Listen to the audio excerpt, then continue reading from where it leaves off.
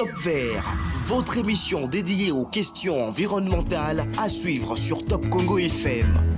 Chaque mercredi à 20h après les infos, rejoignez-nous pour faire le tour de la question sur l'insalubrité. L'eau, la forêt, le changement climatique, l'agriculture, la pêche, l'élevage et tant d'autres sujets. Pour tout contact, plus des 43 81 920 03 687. Top Vert, votre émission présentée par Gino Rema et Myriam Iraghi. Chers auditeurs du magazine Top Vert, chers auditeurs de Top Congo, bonjour et bienvenue à tous à ce nouveau numéro. Un nouveau numéro consacré à l'après-COP27. Vous le savez, il s'est tenu du 6 pratiquement au 20 novembre dernier, la conférence mondiale, la conférence des Nations Unies sur le climat dans la ville de Sharm el-Sheikh en Égypte. Donc pendant près de 2 semaines, des délégations venues du monde entier, les chefs d'État, les organisations de la société civile, les scientifiques, les médias se sont réunis pour parler de l'avenir de la planète et parler explicitement du climat et de ce qui doit être fait afin de préserver notre planète.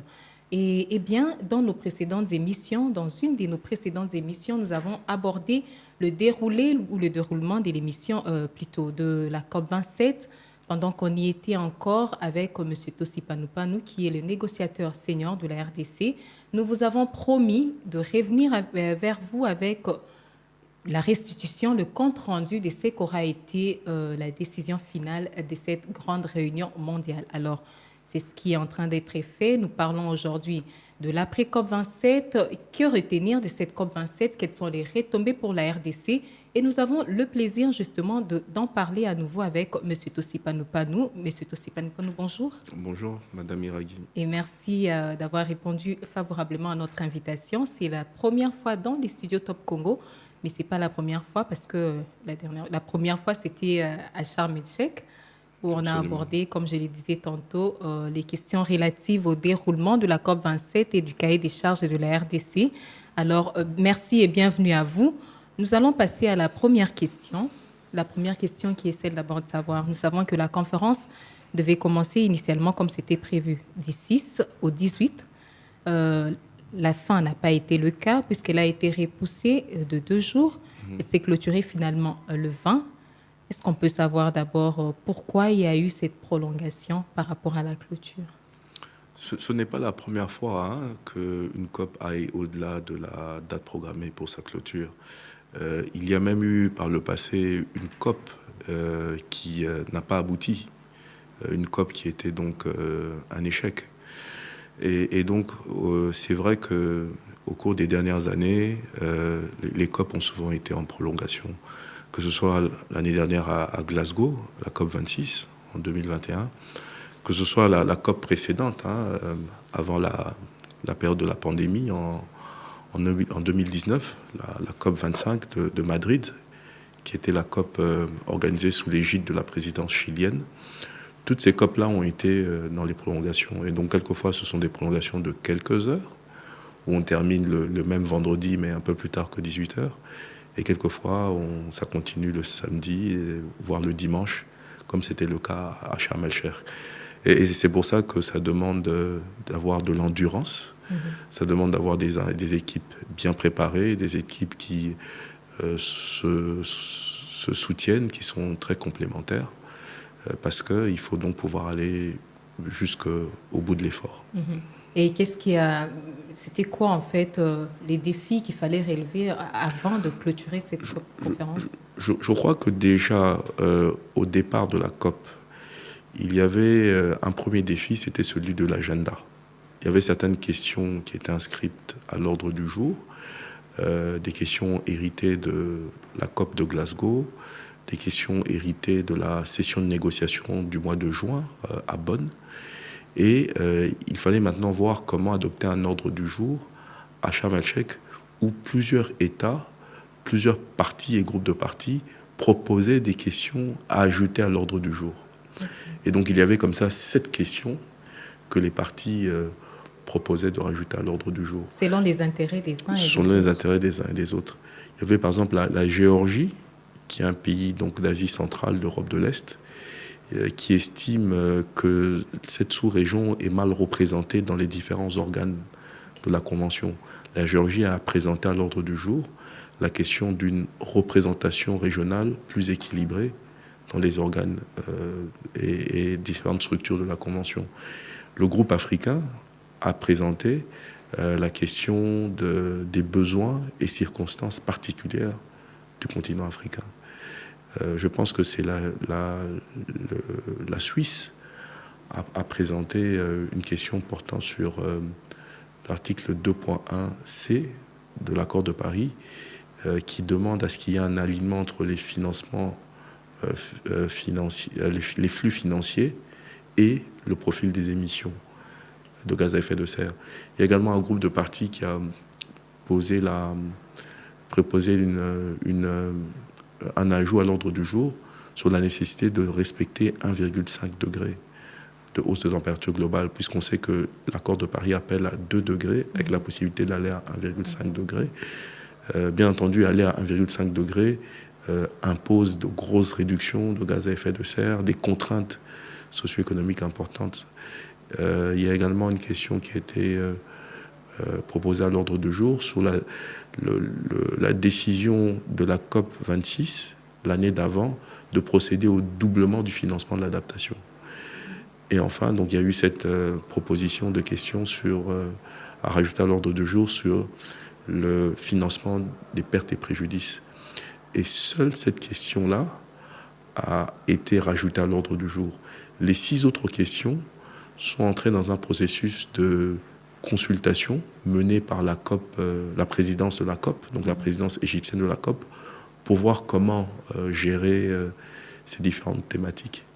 Et donc, malheureusement, aucune des 6 autres thématiques n'a été rajoutée à l'ordre du jour, tandis que la question des pertes et préjudices a été rajoutée à l'ordre du jour. Ce qui était en fait comme une sorte de victoire pour les pays pauvres qui réclamaient cela depuis. Une victoire, et moi j'aime interpréter ça comme étant la première clé qui devrait être tournée pour déclencher le reste du processus.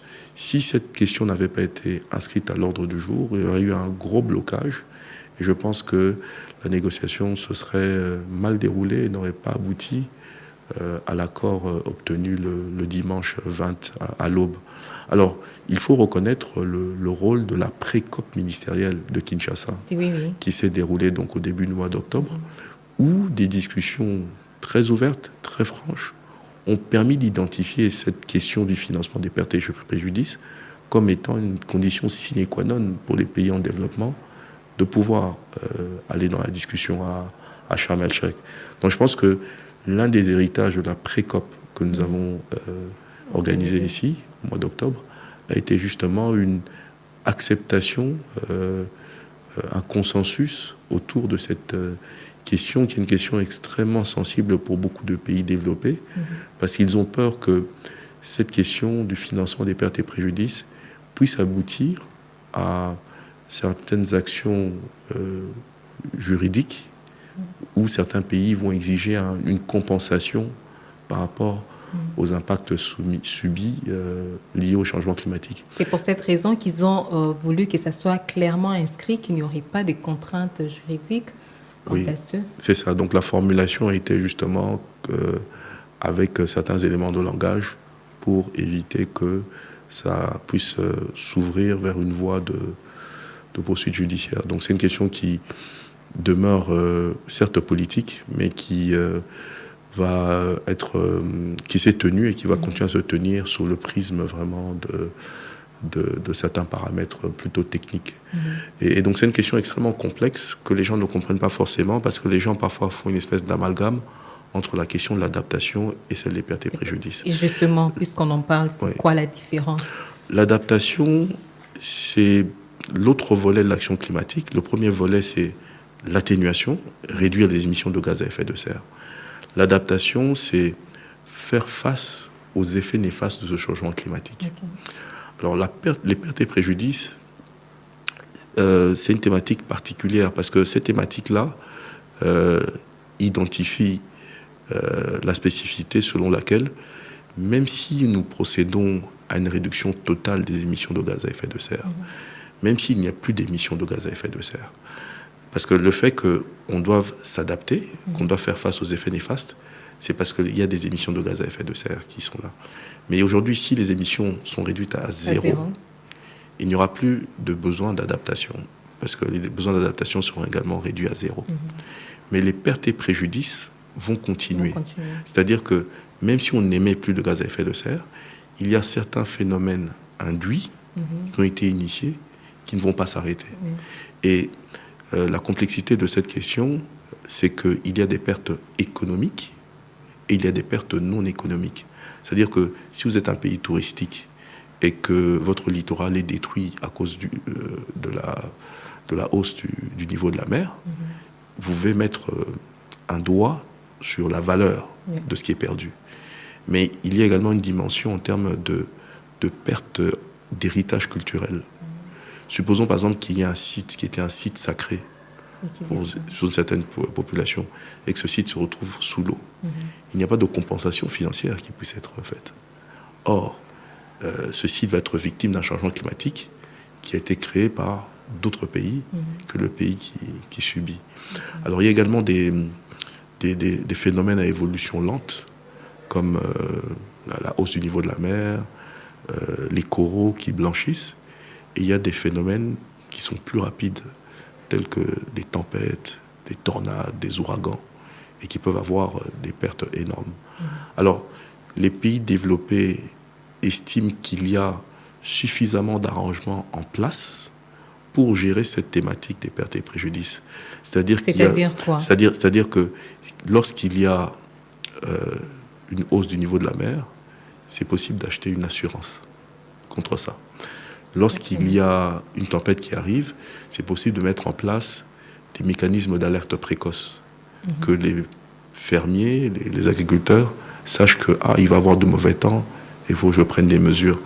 Ils estiment que lorsqu'il y a déplacement de population à cause d'un phénomène climatique, il y a par exemple un organisme pour la gestion des réfugiés, il y a des interventions d'urgence par le programme alimentaire mondial, ce genre de choses. Mais dans les faits, c'est pas tellement vrai, parce que les gens qui se déplacent, ils se seront déplacés d'un point A à un point B, ils auront quitté ce qu'ils avaient. Oui. Et le niveau de la mer, quand il monte, ça change aussi. Alors, il est vrai qu'il y a plusieurs mécanismes aujourd'hui qui existent et qui permettent de gérer ce genre de choses. Mais les pays en développement, on dit, au lieu que ce soit fait de manière un peu disparate, de manière un peu décentralisée, autant tout mettre au sein d'une institution, sous le même toit, pour pouvoir gérer tout ça de manière cohérente. Et beaucoup de pays développés, malheureusement, n'en voulaient pas. Ils disaient, on va encore créer une nouvelle organisation qui aura des frais d'administration qui seront onéreux, etc., etc. Et beaucoup de pays en développement ont dit qu'il était important qu'une institution comme ça soit mise en place. Et c'est la discussion qui se déroule donc depuis la COP 25 de Madrid sur le réseau de Santiago sur les pertes et préjudices. Comment mettre en place des arrangements institutionnels, quelles seraient les fonctions de cette institution, quelle serait la structuration, quel serait le pays hôte. Alors ça, c'était déjà une conversation, une négociation assez complexe. Ce qui est venu rajouter de la complexité cette année, c'était la question du financement. Et donc à la fin de la conférence de Sharm el-Sheikh, il a été décidé qu'un fonds sera établi. Ce fonds sera opérationnalisé l'année prochaine lors de la COP 28 aux Émirats arabes unis. Et il a été créé un comité transitoire qui va travailler justement pour voir comment structurer ce fonds, mettre en place la gouvernance, décider qui seront les pays contributeurs, etc. etc. Parce que là aussi, c'est un problème, parce que j'ai lu quelque part qu'il y a la Chine aussi qui voudrait être aussi parmi les pays bénéficiaires de ces fonds. Oui. C'est une véritable question. Mais nous allons revenir à la question des pertes et préjudices plus tard. Oui. Avançons plutôt avant d'aborder d'abord ce qu'auront été les bénéfices pour l'Afrique et particulièrement la RDC à cette 27e conférence. Parlons plutôt d'autres grandes décisions qui sont sorties de là, en plus de ces fonds qui ont été mis en place. Oui. Qu'est-ce qu'on peut retenir d'autre de façon globale dans cet accord? Alors, il faut bien comprendre que lorsque l'accord de Paris, donc l'accord sur lequel repose aujourd'hui la gouvernance internationale sur le climat, a été adopté en 2015, l'année d'après, en 2016, lors de la COP de Marrakech, les pays s'étaient donné 2 ans pour finaliser les règles de mise en œuvre de l'accord de Paris. Et donc en 2018, lors de la COP 24 de Katowice, en Pologne, on n'a pas pu terminer ces règles de mise en œuvre. Et donc, les pays se sont encore donné un délai pour finaliser ces règles de mise en œuvre de l'accord de Paris. Et ces règles ont été finalisées lors de la COP 26 l'année dernière à Glasgow. Donc, la COP 27 a très tôt été qualifiée, a été appelée la COP de la mise en œuvre. Parce que nous avions terminé avec les règles de l'accord de Paris. Et donc maintenant, il faut aller dans la mise en œuvre. Et donc la décision qui a été adoptée à l'aube du dimanche 20 novembre s'appelle Sharm el-Sheikh Implementation Plan. Donc le plan de mise en œuvre de Sharm el-Sheikh. Et ce plan-là est très cohérent. J'invite les uns et les autres à pouvoir le parcourir. Et il commence par une chose, c'est la reconnaissance de l'urgence et la primauté de la science. Donc, cette question du climat, il ne s'agit pas d'une discussion où des climato-sceptiques vont commencer à nous sortir des théories grotesques. Effectivement, la planète brûle. L'action de l'homme, son développement, ses modes de consommation, de production font qu'il faut agir. Et donc, le groupe intergouvernemental d'experts sur le climat, cette année, a produit 2 rapports. Le rapport du groupe 2 et du groupe 3. Le groupe 2 notamment sur l'adaptation, et il faut agir par rapport à ce phénomène climatique. Deuxième élément, c'est la nécessité de renforcer l'ambition et l'action. Aujourd'hui, lorsqu'on regarde le profil des émissions de gaz à effet de serre des uns et des autres, nous ne sommes pas dans la trajectoire qu'impose l'accord de Paris. L'accord de Paris nous demande de limiter la hausse de température de 2 degrés d'ici la fin du siècle par rapport à l'ère pré-industrielle. Aujourd'hui, nous sommes sur une trajectoire de 2,8 degrés. Lorsque on met les CDN sur la table, les contributions des États, on se rend compte qu'on arrive à 2,6 degrés de hausse.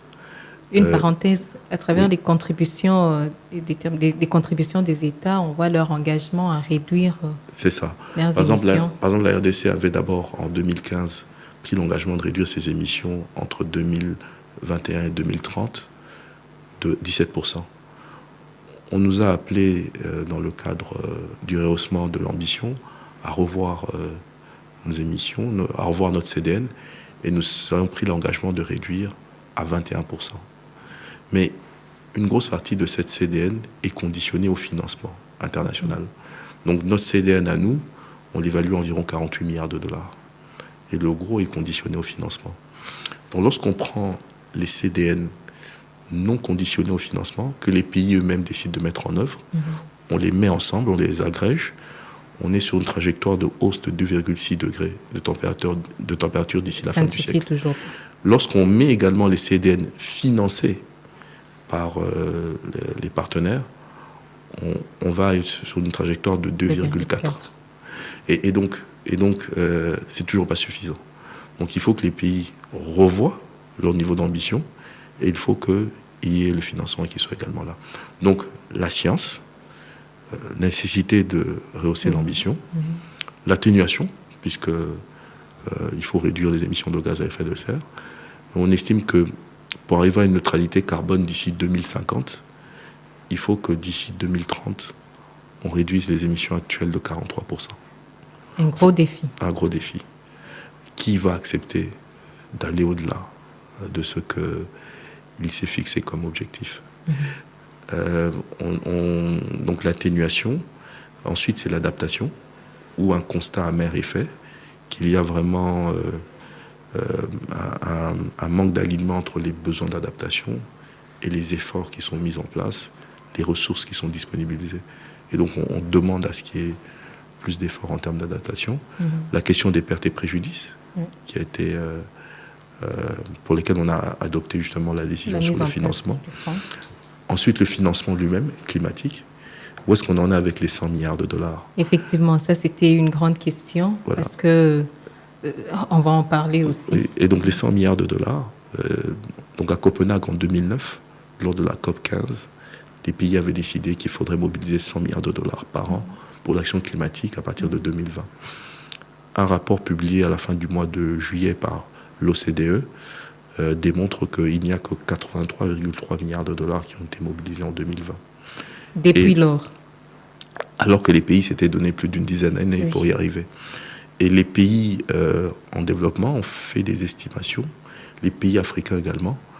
On estime que pour que les CDN des pays africains soient mis en œuvre entre aujourd'hui et 2030, il faut 2800 milliards de dollars. Donc même si on avait atteint les 100 milliards de dollars par an, on n'arrivera pas à financer l'action climatique dans les pays en développement, les pays africains, d'ici 2030. Donc les pays africains ont besoin de 2800 milliards de dollars d'ici 2030 pour mettre en place leur CDN. Les pays en développement, collectivement, ont besoin de entre 5800 et 5900 milliards de dollars pour arriver à mettre en œuvre leur CDN. Et donc aujourd'hui, mais eux au moins ils ont des moyens, ils peuvent. Les pays en développement, pas les pays développés. Les pays en développement. Les pays en développement. Wow. Donc les pays africains 2800. 2800 et les pays en développement. Donc ceux compris les pays africains, 5800 à 5900 milliards de dollars. Mais justement, comment tout cet argent va être mobilisé? Cette question me renvoie justement à la question de perte et préjudice, le financement. On a assisté jusque-là, jusqu'aujourd'hui, les pays en voie de développement, les pays africains et tout ça, fustigent le manque de volonté des pays censés financer cette action climatique. Ils ne le font pas. On vient de parler des 100 milliards de dollars qui devaient normalement, une action qui devait commencer en 2020. Et jusque-là, rien que 100 milliards, ça n'arrive pas. Comment faire? Comment ça va se passer pour les autres avec le fonds qui estimé à, selon ce que j'ai appris, à plus de 150 milliards de dollars américains. Comment ça va se passer? Puisque déjà la volonté, apparemment, elle n'y est vraiment pas. Alors, Madame Iraghi, je vais revenir sur cette question, mais je vais peut-être terminer sur les autres éléments contenus dans l'accord de Sharm el-Sheikh. Donc, j'ai parlé de la science, j'ai parlé de la nécessité de renforcer l'ambition, l'atténuation, l'adaptation, les pertes et préjudices, le financement. Il y a également une question qui porte sur le développement et le transfert des technologies. Parce que vous savez, pour pouvoir accélérer son action climatique, on a parfois besoin de technologies qui parfois sont entre les mains du secteur privé, ils appartiennent à des entreprises qui ont un brevet dessus. Et donc les pays en développement, même s'ils veulent accélérer leur action climatique, ne peuvent pas, parce que ces brevets-là ne sont pas disponibles. Et donc le transfert de technologie est important. Et il y a un plan de travail de 2023 à 2027 qui a été adopté par le comité exécutif de la technologie et le réseau des technologies, s'appelle le CITICN, pour justement accélérer et mettre en place des solutions en termes de technologie pour les pays en développement. Il y a également le renforcement de capacités, qui est une chose importante, parce que vous pouvez avoir du financement, vous pouvez avoir un transfert de technologie, mais si les compétences ne sont pas là, rien ne pourra être fait. Donc la décision de Sharm el-Sheikh appelle également à pouvoir renforcer les capacités des pays en développement et s'assurer que ce renforcement de capacités se fait de manière efficace, de manière cohérente. Il y a également une question sur l'agriculture. Vous savez que l'agriculture est une question existentielle pour beaucoup de pays africains. Et donc il y a un plan de travail de Sharm el-Sheikh de 4 ans qui est mis en place pour l'action climatique et la sécurité alimentaire. Il y a également un appel à pouvoir procéder à une transition donc énergétique, transition écologique, mais qui soit juste et équitable. Et c'est pour ça que je dis parfois, on ne peut pas dire à la RDC ne posez pas de pétrole. Parce que la RDC a un problème d'accès à l'énergie. Et ce problème d'accès à l'énergie détruit ses forêts. Et donc peut-être que en s'assurant qu'on aura un accès universel à l'électricité, quelle que soit la source de production de cette électricité, ça te permettra de pouvoir renforcer les moyens productifs, réduire la pauvreté, et ensuite procéder au verdissement de notre mix énergétique. Mais lorsque vous n'avez que 10% des Congolais qui ont accès à l'électricité, comment leur dire « Ah non, non, non, il faut absolument avoir seulement une énergie propre ». Ce n'est pas possible. Donc, Charles Malchek reconnaît le besoin de pouvoir procéder à une transition énergétique. Et enfin, une thématique que vous avez soulevée tout à l'heure, c'est le rôle des entités non étatiques. Charles Malchek reconnaît également dans le cadre de l'agenda de l'action que le rôle de tout État est révolu. L'État, effectivement, doit poser certaines bases réglementaires, doit mettre en place des incitations fiscales et tout ça, mais les entités non étatiques, telles que le secteur privé, les centres de recherche, les centres d'excellence, les associations, les organisations non gouvernementales, ont un rôle essentiel pour la mise en œuvre et le rehaussement de l'action climatique. Notamment, si on prenait par exemple les institutions financières privées en RDC, au lieu de procéder à des prêts traditionnels s'ils étaient plus ambitieux, plus audacieux, et procéder à financer des écopreneurs, des entrepreneurs verts, peut-être ça contribuerait également au renforcement de l'action climatique au niveau de la RDC. Donc le rôle du privé a été vraiment mis en avant au cours de cette COP. A vraiment été mis en exergue. Et vous verrez d'ailleurs qu'il y avait les salles de négociation, mais il y avait également beaucoup de side events qui se déroulaient au sein de différents pavillons. Effectivement. Et donc, comment finalement on peut être rassuré que cette fois-ci, la question du financement est en train d'avancer, puisque depuis longtemps, c'est cette question qui piétine. Moi, je vois que c'est une question de volonté politique, en fait. Je pense que les solutions existent. Il y a les droits de tirage spéciaux au niveau du FMI, qui peuvent être activés et rapidement mobiliser ce financement. Il y a également, dans le cadre des mécanismes de coopération, c'est-à-dire les nouveaux mécanismes de marché, il y a 3 types de mécanismes qui ont été négociés. Le mécanisme à l'article 6.2 de l'accord de Paris, qui permet aux pays de procéder à des échanges de droit de polluer, si vous voulez. Oui. Si je suis un pays A et j'étais au-delà de ce que ma CDN disait, le surplus, je peux le disponibiliser pour un pays qui a été en deçà. Voilà. Mécanisme 6.2. Mécanisme 6.4, c'est un mécanisme qui fonctionnera un peu comme le mécanisme de développement propre actuel du protocole de Kyoto. C'est-à-dire, je suis un pays A, je vais financer un projet dans le pays B. Et les réductions faites dans le pays B peuvent compter pour moi.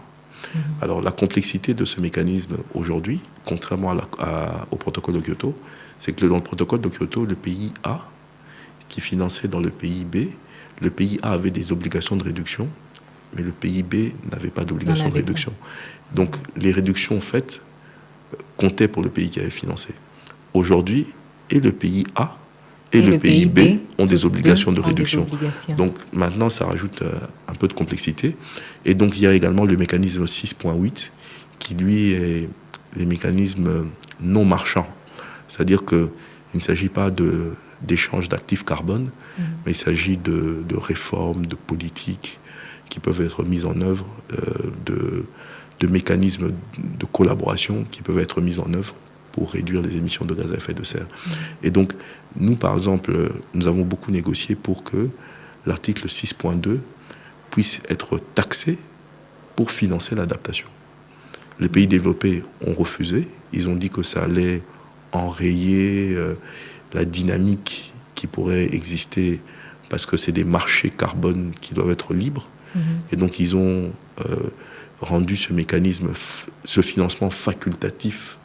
Mais ce financement-là se fait au niveau du mécanisme 6.4, qui aura un volume d'opérations qui sera beaucoup plus faible. Donc pour moi, parfois, c'est une question de volonté politique. Si pour moi, on avait accepté de mettre un petit impôt sur le mécanisme 6.2, qui va générer beaucoup d'activités, beaucoup d'opérations, on aurait pas mal de financements qui pourraient être mobilisés.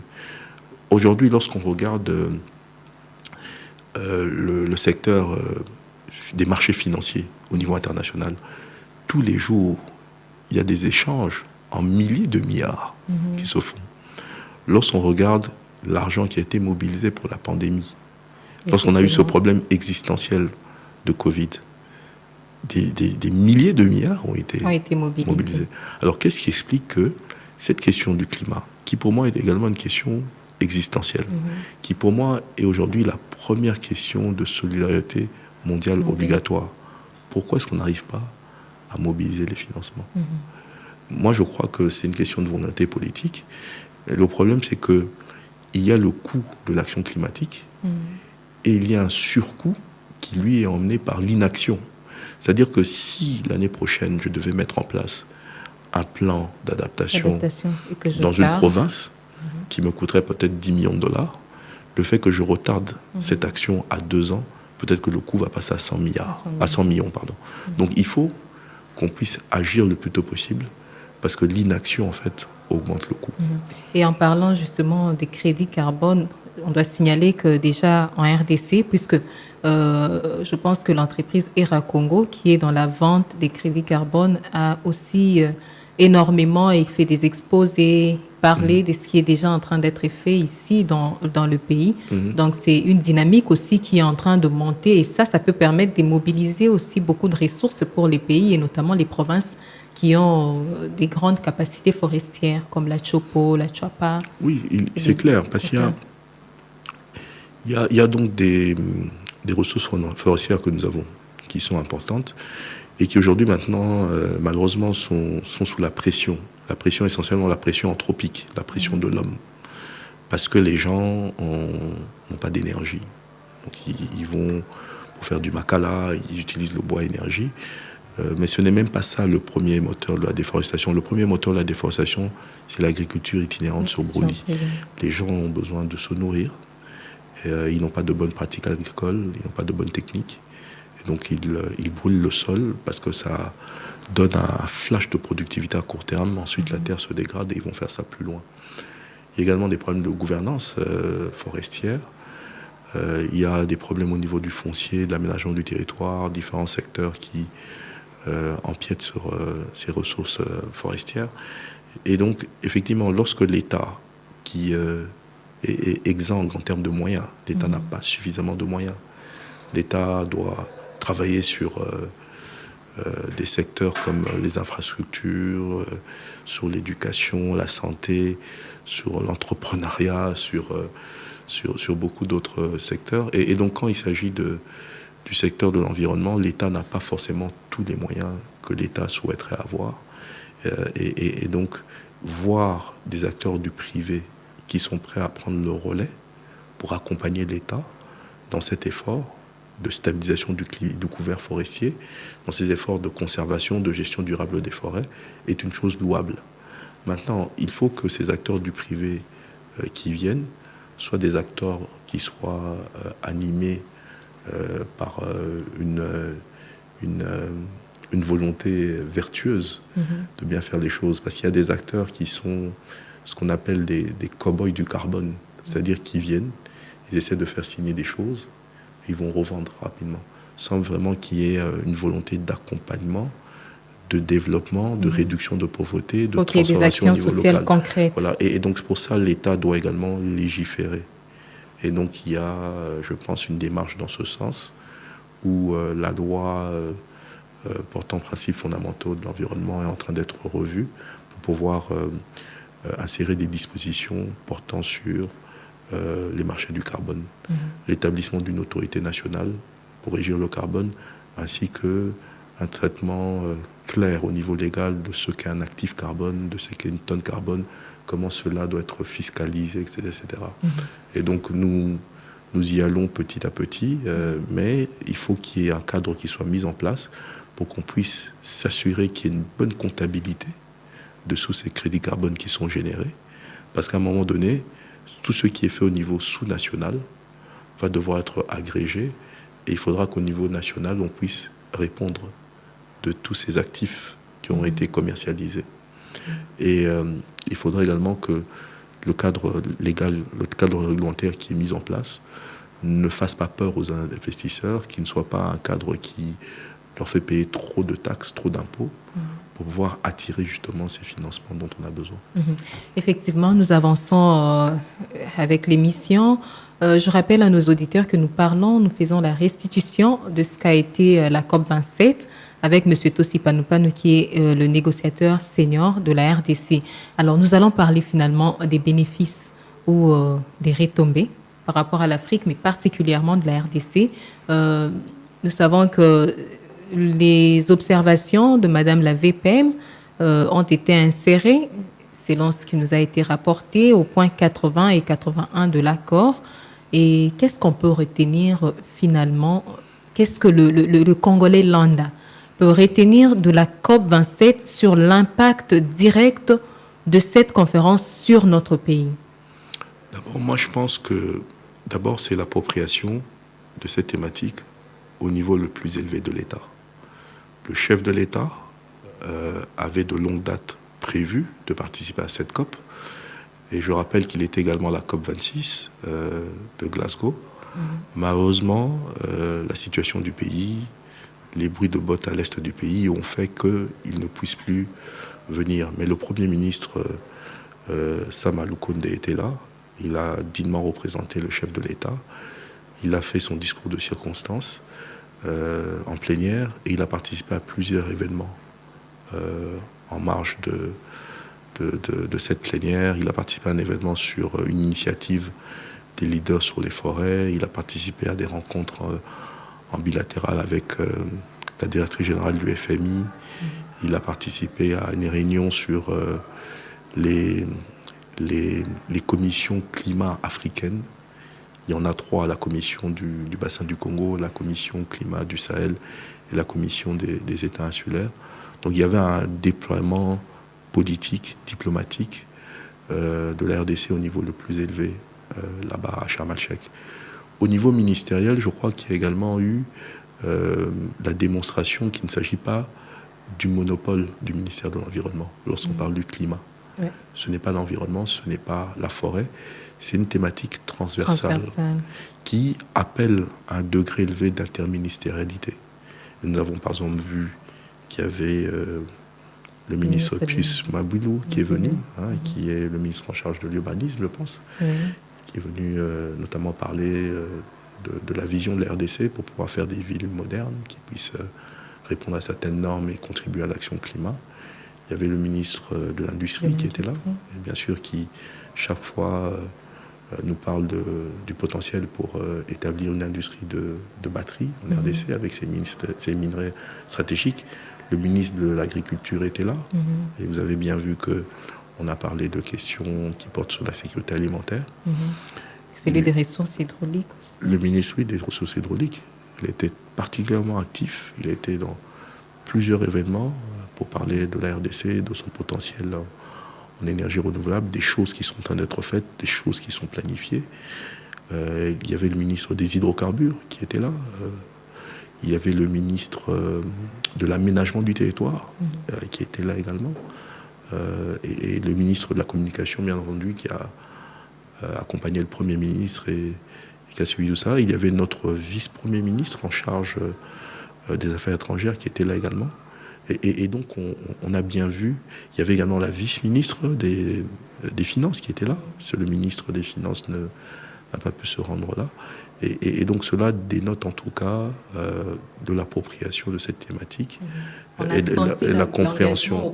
Il y a l'engagement au plus haut niveau, ainsi que l'engagement au niveau du gouvernement.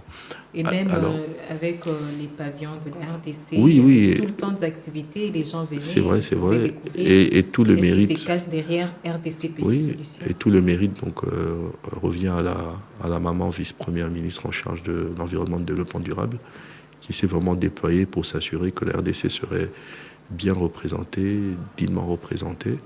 Et elle a d'ailleurs, en marge de la COP 27, rapidement fait un aller-retour sur l'Indonésie, où il y avait donc un sommet du G20 pour pouvoir sceller l'accord tripartite avec l'Indonésie et le Brésil, pour pouvoir s'assurer que les forêts tropicales des 3 bassins, bassin amazonien, bassin du Bornéo-Mekong et bassin du Congo, puissent s'engager avec un front uni et puisse avoir une plus grande force de négociation par rapport à la mobilisation de ressources. Et donc voilà, donc l'engagement politique était bien ressenti. Il y avait également beaucoup d'institutions congolaises qui étaient là. J'ai vu le recteur de l'université de Lubumbashi, il y avait beaucoup de professeurs, il y avait beaucoup d'établissements publics, il y avait beaucoup d'ONG, beaucoup de membres de la société civile, beaucoup d'entreprises privées. Et donc tout ça montre bien que la RDC comprenait l'importance de ce rendez-vous. Mais en termes de financement, il faudra aller bien au-delà de ça, parce que je sais que le Congolais, la maman qui nous suit quelque part, ou le jeune qui suit quelque part, il dira, en termes de financement, qu'est-ce que ça donne? On comprend que c'est un processus, donc ça ne doit pas s'arrêter là, il faut que la même... Oui, et donc c'est pour ça que je dis toujours que la COP est un événement précis, est un événement ponctuel. Et ce qui est important, c'est ce qu'on fait en amont de la COP et ce qu'on fait en aval de la COP. Et donc, pour moi, la COP peut être un endroit où on vient signer un accord qu'on a négocié depuis quelques mois, ou un endroit où un contact est pris pour pouvoir évoluer. Donc la COP en elle-même n'est pas forcément un bon curseur de ce que le pays a tiré comme bénéfice. En tout cas, c'était l'endroit où il fallait être, parce qu'il y avait les chefs d'État et de gouvernement qui étaient là, prêts à prendre de nouveaux engagements. L'endroit où il fallait être, parce qu'il y avait des institutions multilatérales, des institutions bilatérales qui étaient là, donc c'était important d'être là. Et il y avait également des grands partenaires du secteur privé qui étaient là. Et donc c'était le lieu de pouvoir échanger sur les possibilités, le potentiel et les choses, les accords à mettre en place. Et pour moi, la COP28, justement, des Émirats arabes unis, sera un bon moment pour pouvoir évaluer ce qu'on aura fait à la COP27. D'où la question, justement, comment capitaliser tout cela? Parce que vous, en tant que négociateur, vous allez ramener tout ce qui a été fait en termes de contact ou bien en termes d'engagement, en bilatéral, en multilatéral et tout ça pour en faire un agenda commun, un agenda global de la RDC. Absolument. Comment ça va se passer pour ramener tout ça en un? Absolument. Donc pour moi, il faut garantir le plus haut degré d'interministérialité possible. Donc je pense que au-delà de l'action de la vice-première ministre, peut-être que le Premier ministre peut établir un comité interministériel multipartite avec l'appui du Conseil économique et social qui, lui, est en contact avec toutes les forces vives de la nation, avec la Fédération des entreprises du Congo, avec les différentes chambres du Parlement, puisque à un moment donné, il faut légiférer, il faut voter des budgets, il faut mettre en place une fiscalité. Et donc, il doit y avoir cet effort-là conjoint qui doit être mis en place, où on fait l'évaluation de où nous sommes, où nous voulons aller, et quels sont les apports des uns et des autres. Je pense qu'une démarche comme celle-là serait utile et salutaire. Et cela ne diminue en rien ce qui est déjà fait à ce jour. Parce que je pense qu'à ce jour, beaucoup a déjà été fait. Nous avons été le pays hôte de la pré-COP, qui était vraiment un succès. Et donc nous étions dignement représentés à Sharm el-Sheikh. Aujourd'hui, effectivement, il faut voir... Dignement avec une délégation toujours en tête, 459 personnes, la délégation la plus vaste, la plus grande. Oui, en termes de délégation africaine. Il en valait la peine. À Glasgow, c'était pareil avec la plus grande délégation. En termes de délégation africaine, effectivement. Mais les Émirats arabes unis qui organisent la COP l'année prochaine, je pense, devaient avoir quelque chose comme 1300 délégués. Et je pense que le Brésil également devait avoir plus de délégués que nous. Mais en termes de délégation africaine, effectivement, nous étions la délégation la plus nombreuse. Mais il y a quand même un correctif qu'il faut opérer. C'est-à-dire que le fait qu'on ait une grande délégation est un gage. Pourquoi? Parce que ça montre que l'État n'a rien à cacher. Beaucoup de délégations, comme par exemple la délégation sud-africaine, ils ne donnent de badge de délégués du pays qu'à des officiels. Nous, en RDC, chacun est libre de venir demander le badge du pays. C'est-à-dire qu'au sein de la délégation congolaise, il y avait des officiels, mais il y avait également des membres d'organisations non gouvernementales, des personnes du secteur privé, ainsi que le corps professoral et tout ça. Et donc, ça fait qu'avec ce badge-là, on peut aller dans toutes les salles de négociation. Et ça montre justement le degré de transparence. C'est plutôt une bonne chose. C'est une bonne chose. Maintenant, il faut également comprendre que c'est la liste officielle des personnes accréditées. Mais toutes ces personnes-là n'ont pas été... Voilà. Certaines n'ont pas eu de visa, ou certaines n'ont pas eu de billets, certaines n'ont pas eu de financement. Donc effectivement, sur papier, on était la délégation africaine la plus importante, mais dans les faits, ce n'était peut-être pas le cas. Voilà, nous touchons pratiquement à la fin de l'émission. Peut-être un dernier mot avant de clôturer. Écoutez, c'est toujours un plaisir de participer à une émission telle que la vôtre, parce que je pense que trop souvent, nous faillissons en termes de restitution de ce que nous négocions à l'extérieur. Et donc je pense qu'il faut vraiment qu'on puisse davantage souscrire à ce devoir de redevabilité, où on revient de ces réunions à l'extérieur et on va vers les différentes parties prenantes nationales pour pouvoir restituer ce qui a été fait.